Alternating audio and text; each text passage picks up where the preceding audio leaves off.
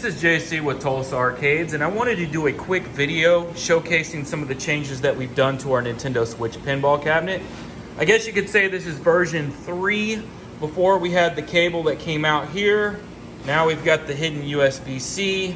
We made that change a couple weeks after designing this cabinet. But the biggest change is now you can see the OLED. So the OLED works with our cabinet.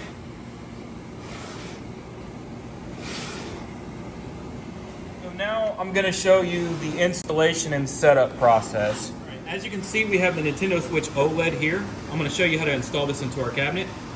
Insert the cord, put it in the side like so, and then very carefully push down here, and then from the top, push down, and that'll push the switch into the pocket. And then to get it out, you do the same method. Come up and pull it out. You got to be careful when doing this so you don't want to damage the switch. Now, you can also do the tilt method, so you'll just put this in like so, and then push down, and then it'll leave it up. So it gives you kind of a cool angle. Now, to make sure your buttons are working properly, what you're going to want to do is go to your system settings, and then you're going to scroll down to Pro Controller Wired Communication. Make sure that is turned on. Otherwise, the encoder will not work and you will not be able to use your buttons. Now, we recommend that you use non-LED buttons. Also, you don't want to use long leaf buttons. As you can see, there's not a lot of room in the cabinet, so you want to make sure you get the shortest buttons you can get. Any of the thread locking buttons should work, but make sure they're not the ones with the micro switches or LEDs. So we listened to the feedback, and a lot of people were complaining about having to find the right cable. So now you can order this from our website. You can also purchase it with the Nintendo Switch Pinball Cabinet. As of right now, we are not selling the encoder, but you can purchase this on Amazon. Here is what we're using. On the back side, it has your wiring diagram, so you can wire these up how you want. It's pretty easy to do. Now, we have lots of different graphic options. This right here is the Tulsa Arcades brand graphics. You get a 50% discount when you select these graphics. Now, we have lots of different graphic options. We're getting ready to add some additional options as well. You can also select the install, which means our crew will go ahead and put the graphics on it for you and install your T-mold.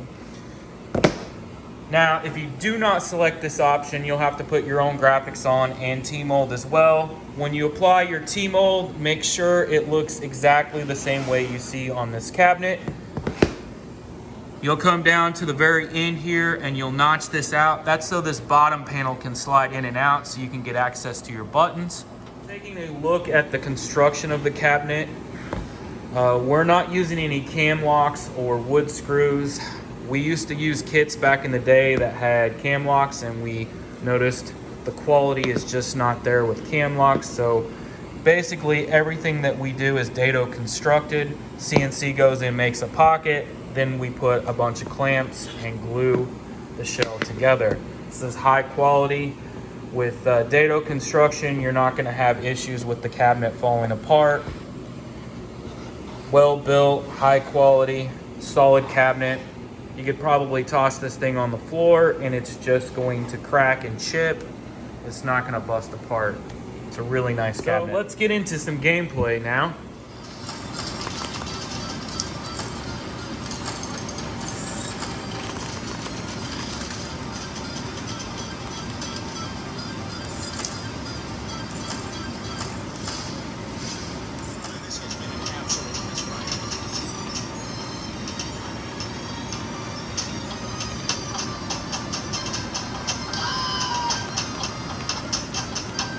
Now we're running Pinball FX3. You can purchase the tables through the Nintendo Switch store.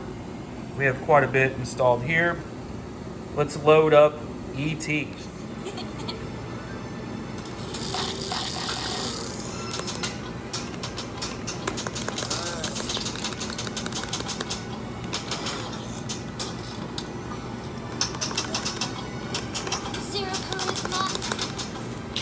There you have it. That was a quick overview of the changes that we've done to the Nintendo Switch Pinball Cabinet. You can purchase this at TulsaArcades.com. Thanks again for watching.